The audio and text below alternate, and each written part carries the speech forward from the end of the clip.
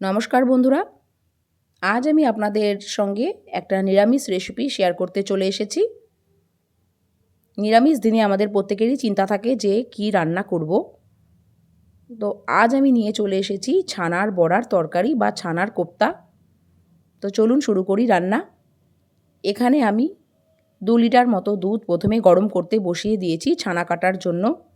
দুধটা ভালোভাবে ফুটে যাওয়ার পর আমি দুধটাকে ছানা কেটে নেব। এখানে আমি ছানা কাটার জন্য ব্যবহার করেছি ভিনিগার। 2 লিটার দুধে আমি 3 চামচ মতো ভিনিগার ইউজ করেছি।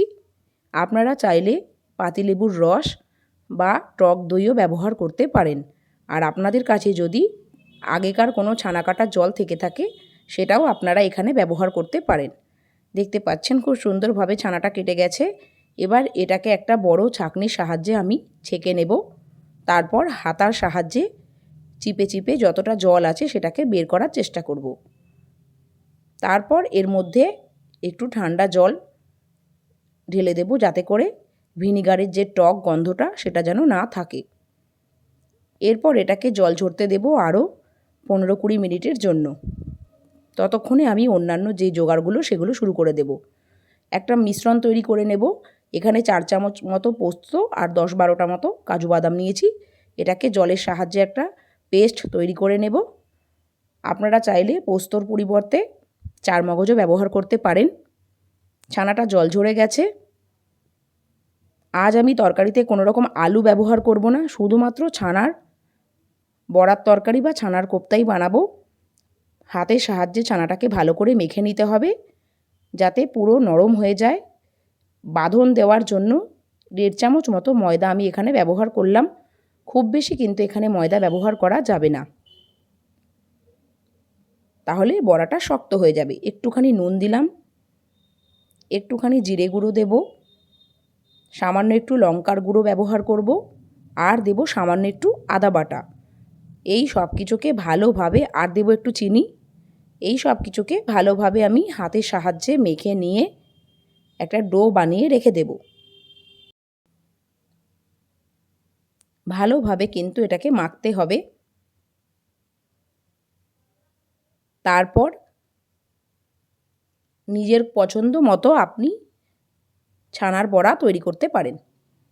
দেখুন কত সুন্দরভাবে আমার ডোটা তৈরি হয়ে গেছে, খুব সুন্দর মাখা হয়েছে। এবারে এটাকে হাতের সাহায্যে আমি বড়ার সাইজ করে নেব। খুবই কম সময় লাগবে।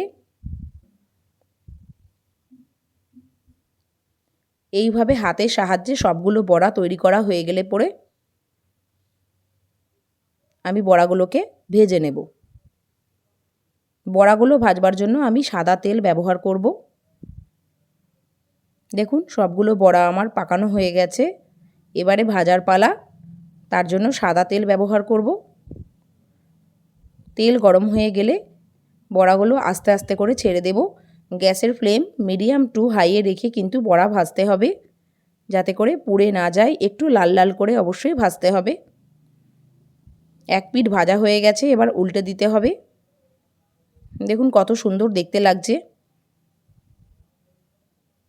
এইভাবেই কিন্তু আমি সমস্ত বড়াগুলো এক এক করে ভেজে নেব।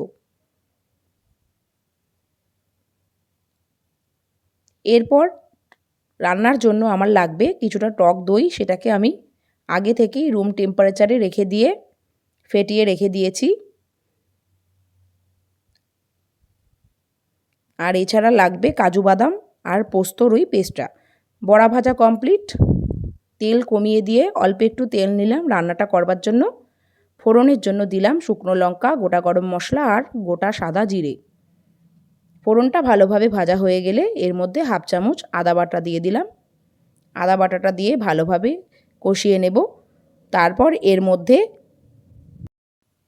জল ব্যবহার করব, যাতে করে মশলাটা না পুড়ে যায়। আর আমি এর মধ্যে কিছু গুঁড়ো মশলা ব্যবহার করব বলে আরও জলটা দিয়ে দিতে হবে। গ্যাসের ফ্লেমটা কমিয়ে দিয়ে একটু জল দিয়ে দিলাম। তারপর এর মধ্যে আমি সমস্ত গুঁড়ো মশলাগুলো এক এক করে অ্যাড করব।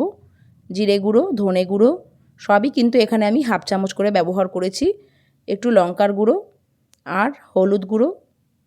ভালোভাবে সমস্ত মশলা কষিয়ে নেব।